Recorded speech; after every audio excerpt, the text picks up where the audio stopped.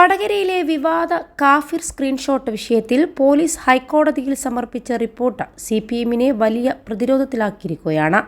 Screenshot ആദ്യം പ്രത്യക്ഷപ്പെട്ടത് red encounters എന്ന വാട്സപ്പ് ഗ്രൂപ്പിലാണെന്നും ഇത് പങ്കുവച്ചത് റിബേഷ് എന്നയാളാണെന്നുമാണ് പോലീസ് റിപ്പോർട്ടിൽ പറയുന്നത്. ഇതോടെ സംഭവത്തിൽ CPMനെതിരെ രൂക്ഷ വിമർശനവുമായി പ്രതിപക്ഷ നേതാക്കളും രംഗത്ത് വന്നു. CPMനെ സംബന്ധിച്ച് ഇത് ആദ്യത്തെ സംഭവമല്ലെന്നും വിഷയത്തിൽ KK ശൈലജ ടീച്ചർ നിലപാട് വ്യക്തമാക്കണമെന്നുമാണ് യൂത്ത് ലീഗ് സംസ്ഥാന അധ്യക്ഷൻ PK ഫിറോസ് പറഞ്ഞത്. CPMനെ സംബന്ധിച്ച് ഇത് ആദ്യത്തെ സംഭവമല്ല.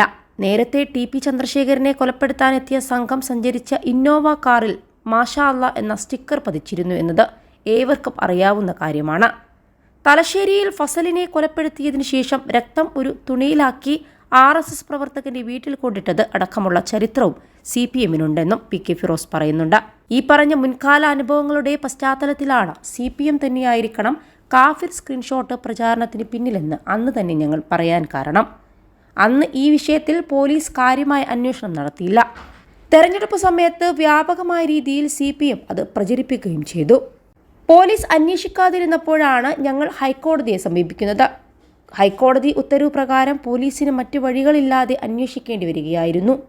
21 ലക്ഷത്തോളം സന്തുഷ്ടരായ ഉപഭോക്താക്കളും 2 ലക്ഷത്തോളം തിമിര ശസ്ത്രക്രിയകളും പൂർത്തിയാക്കിയ മലബാറിലെ ഏക കണ്ണാശുപത്രി Al Salama high hospital, hospital road, Perinthalmanna. എന്നിട്ടും കാലതാമസവും മെല്ലെപ്പോക്കുമുണ്ടായി.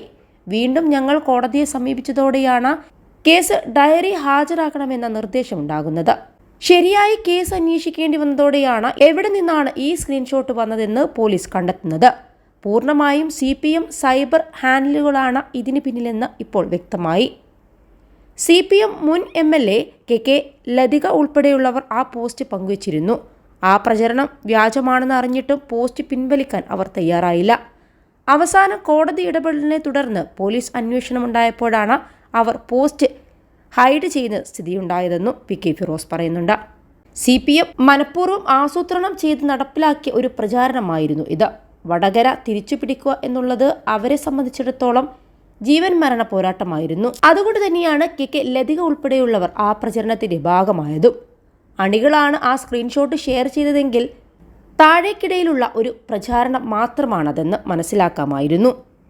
KK ലതിക മാത്രമല്ല, സ്ഥാനാർത്ഥി KK ശൈലജ ടീച്ചർ തന്നെ ആ വിഷയം പരസ്യമായി പറഞ്ഞു. CPM നേതൃത്വവും അത് ഏറ്റുപിടിച്ച് രംഗത്ത് വരികയും ലീഗിനും UDFനുമെതിരെ വിമർശനം ഉന്നയിക്കുകയും ചെയ്തു. CPM നേതൃത്വത്തിന്റെ തന്നെ പ്രധാനപ്പെട്ട ഒരു തെരഞ്ഞെടുപ്പ് പ്രചാരണ ആയുധമായി മാറി എന്നത് വ്യക്തമാണ്. അണികൾ മാത്രമല്ല, നേതൃത്വവും ഇതിന്റെ ഭാഗമാണ്. അവർ പ്ലാൻ ചെയ്ത ഒരു ആശയമാണ് ഇതെന്ന് വ്യക്തമാണെന്നും PK ഫിറോസ് ചൂണ്ടിക്കാണിക്കുന്നുണ്ട്. പുതിയ സാഹചര്യത്തിൽ KK ശൈലജ ടീച്ചർ നിലപാട് വ്യക്തമാക്കണം. CPM നേതൃത്വം അവരെയും കൂടെ തെറ്റിദ്ധരിപ്പിച്ചതാണെന്നും അത് തുറന്നു പറയാൻ ശൈലജ ടീച്ചർ തയ്യാറാകണം. അല്ലെങ്കിൽ അവർക്കും ഇതിൽ പങ്കുണ്ടെന്ന് കരുതേണ്ടി വരും. അതും അല്ലെങ്കിൽ അവരുടെ പ്രേരണയിലാണ് അന്ന് അവർ ഈ വിഷയം ഉന്നയിച്ചതെന്ന് എങ്കിലും പറയണം. പ്രതികളുടെ അറസ്റ്റാണ് ഇനി ഉണ്ടാകേണ്ടത്. അതുണ്ടായില്ലെങ്കിൽ കാര്യങ്ങൾ ഹൈക്കോടതിയെ ബോധ്യപ്പെടുത്തും. അതോടൊപ്പം തന്നെ രാഷ്ട്രീയപരമായി ഈ വിഷയം പൊതുസമൂഹത്തിന് മുന്നിൽ തുറന്നു കാട്ടുന്നതിനുള്ള നീക്കങ്ങൾ ഉണ്ടാകുമെന്നും PK ഫിറോസ് കൂട്ടിച്ചേർത്തു.